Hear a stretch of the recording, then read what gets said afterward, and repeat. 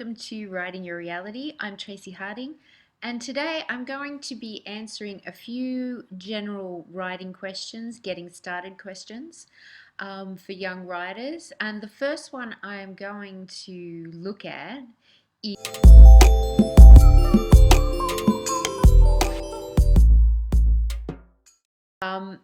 there's two kinds of writers. Some of us plot things out, like I know writers that will sit in a cafe and plot the whole book out before they ever start writing it. And then there's another lot that they used to call pantsers because we flew by the seat of our pants. I'm one of those. But Isabel Carmody quoted panthers because it's stalking the story, not really knowing what the story is, but stalking it like a hunter, which I much prefer. So I'm calling this little section plotters versus panthers. So as a plotter, yes, you can plot your story out if that's what works for you. Particularly, I think academics like to plot their story. They don't like to just leave it to chance and hope it's all going to come together. I'm personally a more intuitive kind of writer. I do trust. I have muses that I feel like I'm getting the story dictated to me quite often. Rather than having to, I mean, every now and again I'll get to a point where I've got to go research something because I'm not quite sure, but I'll always find the answers I'm looking for and then I just get on with it, really. So there's no right way of doing it. You can sit and plot in a cafe if you want to, you know or you can just go with the flow. And as a panther, you do get ideas coming to you as you're writing. So I just jot them down, and then, as I've mentioned in one of the videos before, you can kind of try and take all those ideas and then put them in some sort of order so you know where you're going or not. Because quite often, I know with my characters, if I try to plot something out, they'll go off and do their own bloody thing, and anything I've planned has just gone right out the window. So I much prefer just to follow my characters and let them take me wherever we're going to go.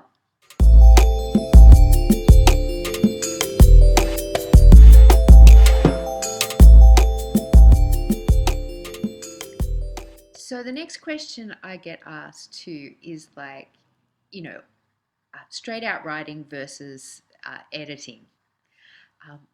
There's no right way. I am one of those.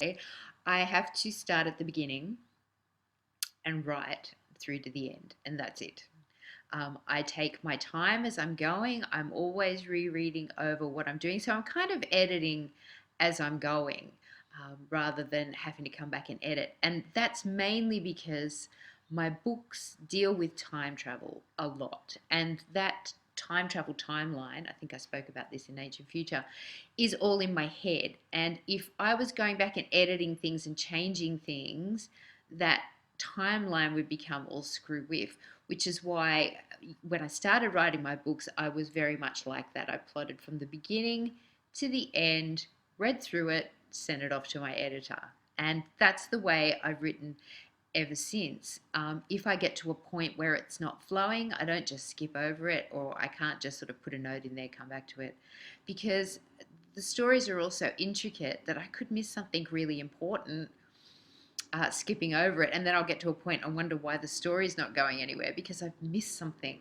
But that's just me. Other writers do an edit, like they write a manuscript, they'll go back, they'll edit, they'll add stuff, they'll read that, they'll go back again.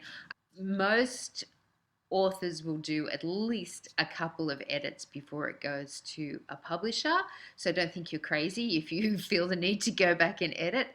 As I said, there's no right or wrong way of doing it. It's just whatever works for you. And I've heard people say, no, you can't get a book out in just one run, How could you possibly know what you were doing, especially if you're a panther? But that's just the way it goes. Like I said, quite often I feel like I'm just getting dictation and the story's already written. So, maybe that's it. Maybe I just have a really nice muse sitting up there who's already plotted out all the stories, and I just have to be listening properly to get it right.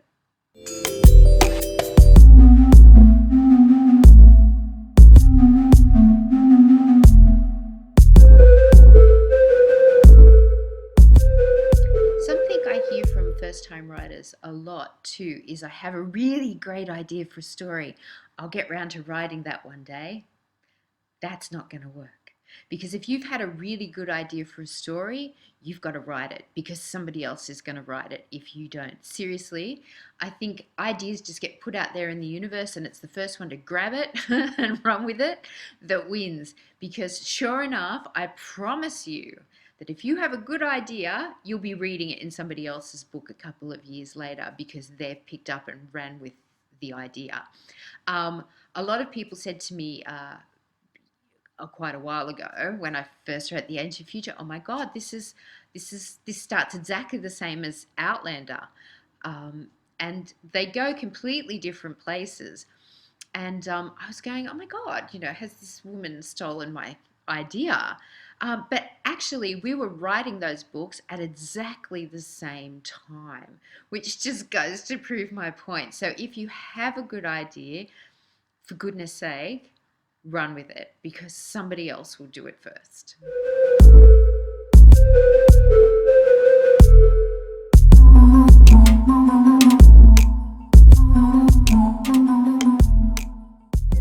I just wanted to do a little note in here for sci-fi writers or people that are doing futuristic stories rather than historical stories, because historical stories are really, really easy to research, but futuristic stories, not so much. I found a fantastic book when I was doing Masters of Reality, and I'll probably talk about it when I cover that book, but it was called The Third Millennium, and it was written by a sci-fi writer and a scientist, and basically they documented the next 1,000 years and what was going to happen, how we were going to evolve, and how technology was going to evolve, and what kind of problems the planet would be facing. It was an absolutely brilliant book that way. But I also find that with doing sci-fi, quantum physics, all that sort of thing, going and looking, I always look for those researchers that have been kicked out of universities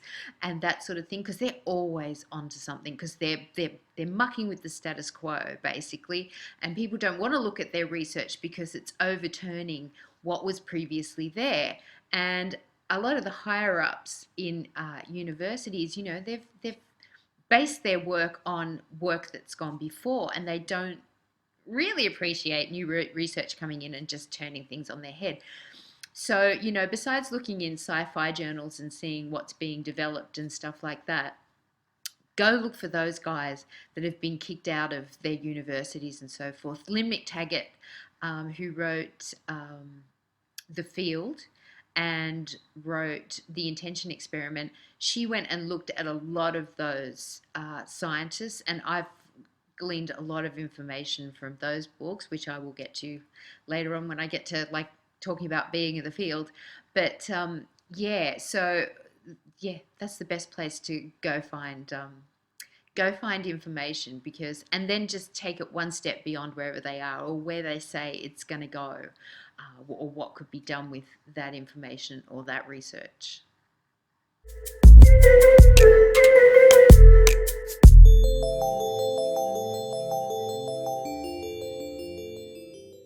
Okay, so in closing, I'm going to cover a few do I need questions. One of the questions is, do I need to do courses? That's up to you. If you would feel more confident if you've done courses, then go ahead and do it. I never did very many. I came out of school, fourth form, or what was that now, year 10, and I never really did any writing courses. I don't know whether I just picked it up in English, like structure and stuff. I wasn't a big reader even until I started writing, and then I've probably read more research than I have other fiction. I like to be learning when I'm reading. And there are a few fiction writers that have great stuff in there where you do learn, absolutely. But yeah, so I never really did any writing courses because I didn't want to be boxed in. I didn't want to be told what I could and couldn't do. The only reason I'll read the rules is so that I can figure out how to twist them to my advantage and break them quite often. I think anybody who's going to be taking any sort of a leap forward needs to kind of break loose of the rules a little bit. So again, it's up to you. If you see a course and you really want to do it, or you want to go and see a lecture by a writer that you adore, I mean, it's all helpful. Everything you learn is helpful. So, don't hesitate to do that. Another thing is, do I need associations? Again, I actually, like the first book I wrote, I pretty quickly found my agent, and she found me my publisher. So where associations come into play is fighting for writers' rights, not just on an individual basis, but on a larger scale basis. And if you want to be in with other writers, it's really good to do so. My agent actually had a very good network that brought all her writers together, so you didn't sort of feel like you were out there on your own. But associations can put you in touch with writers groups, they can put you in touch with agents, with editors, that sort of thing. That can be really helpful with getting you up and doing public speaking. See, that was something that my agent did for me.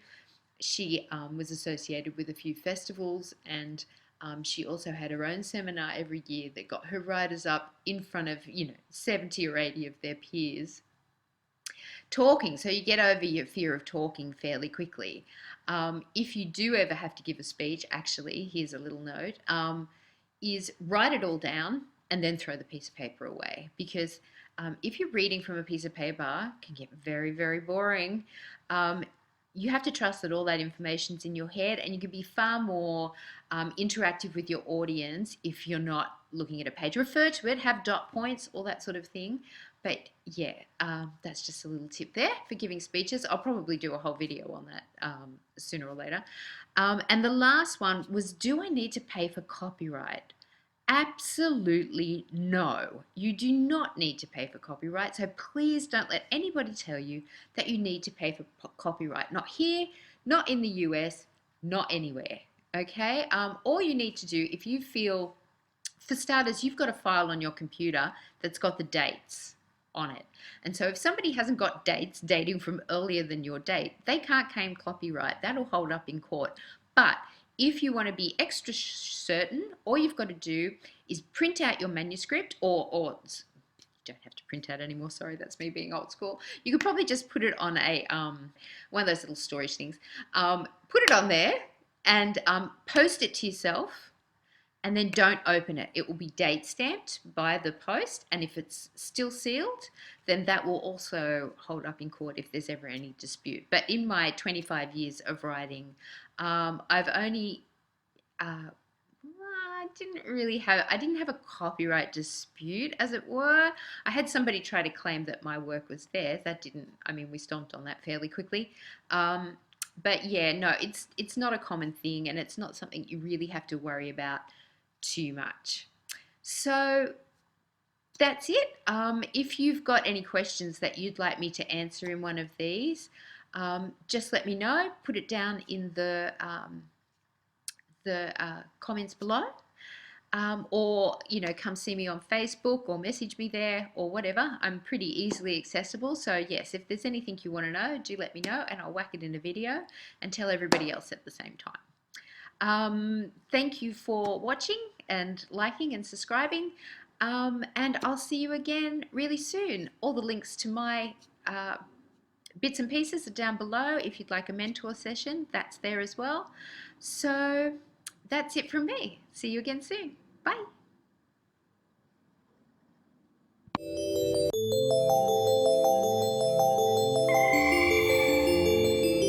Any ideas?